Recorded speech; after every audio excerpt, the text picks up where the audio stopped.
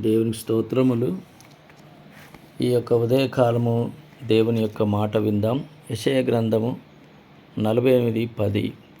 నేను నిన్ను పుటము వేసి తిని, వెండిని వేసినట్లు కాదు, ఇబ్బంది కొలిమిలో నిన్ను పరీక్షించి తిని. దేవుడు ఈ ఉదయకాలము మనతో మాట్లాడుతున్నాడు. దేవుని వాక్యములో నుండి మనము విందాము. పుటము వెండిని బంగారమును ఏ విధంగా కరిగిస్తారో ఆ విధంగా మన జీవితంలోని మనలోని మస్టును దేవుడు తొలగిస్తాడు. మనలోని మురికిని దేవుడు తొలగిస్తాడు. అలాగే దేవుడు మనకు తోడుగా ఉంటాడు. మనలను కడిగి శుద్ధి చేస్తాడు. కష్టాలు, తీవ్రమైన మరి పరీక్షలు మనకు కలిగిస్తాడు.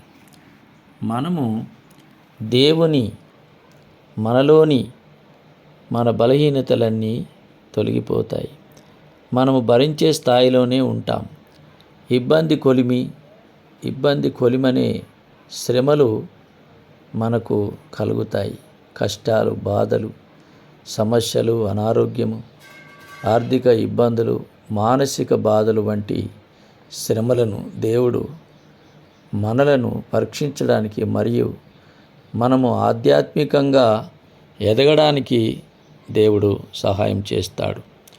దేవుని ఉద్దేశము ఏమిటంటే, కష్టాల కొలిమిలో మనము ఆ బాధల నుంచి బయటికి రావడానికి దేవుని ఉద్దేశము ఏమిటంటే, కష్టాల కొలిమిలో మనలోని అహంకారము మరియు చెడు ఆలోచనలు కరిగిపోతాయి.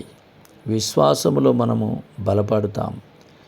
దేవుని మీద ఉన్న నమ్మకము మనలో పరీక్షించబడుతుంది.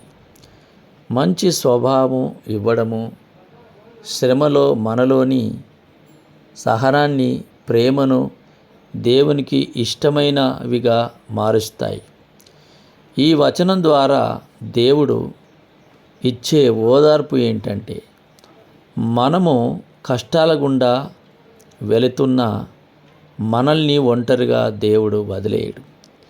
ఆయనే మనతో ఉండి మనల్ని నిర్మూలన చేయకుండా ఒక విలువైన వ్యక్తులుగా మారుస్తాడు. కాబట్టి మనం దేవుని సన్నిధిలో మన విశ్వాసములో ఎదగాలి.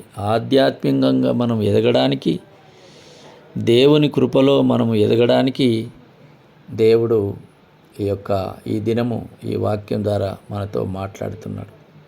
కావున దేవుని బిడ్డలారా, మనము ఇంకా దేవునిలో ఎదగాలి. అన్ని విషయంలో ఎదుగునట్లు దేవుడు సహాయం చేస్తాడు. దేవుడు ఈ దినము వాక్యం ద్వారా నీతో మాట్లాడుతున్నాడు. దేవునికి స్తోత్రం.